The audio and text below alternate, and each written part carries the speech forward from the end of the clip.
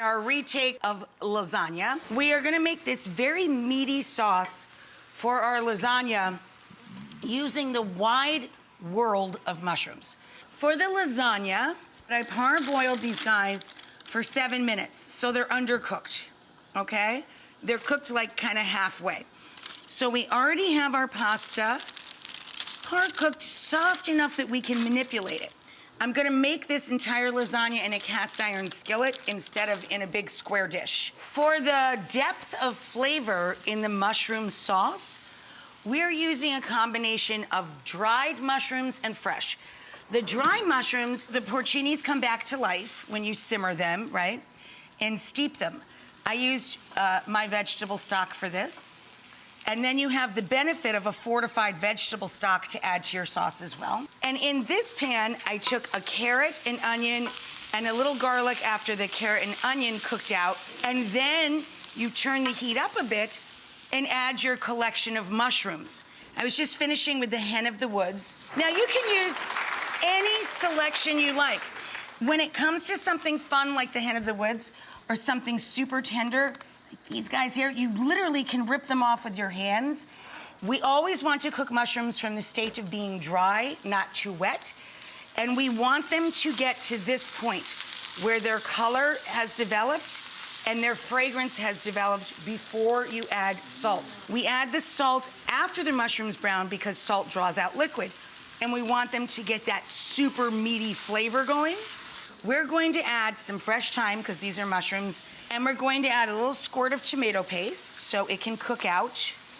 And we're going to add those beautiful reconstituted porcini. Throw those guys in. So Italian white wine, about a cup, and we let that cook out a bit.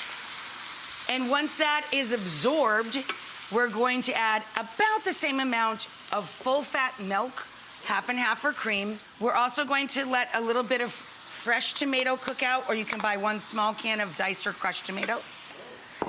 And this one is fully cooked out with everything we just did and the cream, okay? So we add a little torn basil at the very end, right before we assemble the lasagna. So we have this creamy, gorgeous sauce. You can go skimpy on the bottom. You're just trying to give a little bit of zhuzh to the bottom of the pan. So when people get down to the bottom layer, it's literally not sticking to the pan. And for 1 pound of pasta, you can use a 12-inch cast iron skillet, okay? And that'll work out pretty close to right. Now, here's the fun part about pre-cooking partially. You can get creative and just rip them up as you need to fill the pan. It looks rustic and kind of sexy at the end. And it'll fit perfectly without having to use a square pan. We just, boop, slide them in there.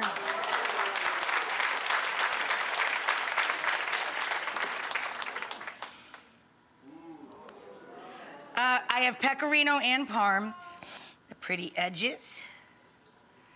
Now I'm talking to the lasagna as if it's my dog. Bella's having spa day today. She comes home so exhausted as if somebody sent her to work. It's hilarious. She's just like, that was a lot. And when I say spa day, I mean spa day. She gets blueberry facials. She gets her teeth brushed, her toenails clipped. It's a lot.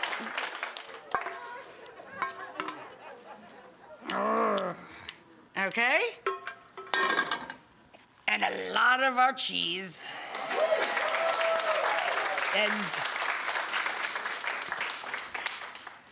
The oven is at 400 with the rack at center. We pop this sucker in until it's bubbly, and a little bit of flat leaf parsley when we're done, a few more little leaves of torn basil, and in Italy, we finish everything with more olive oil. And I like a little crushed red pepper flake, so there you go. Ta-da!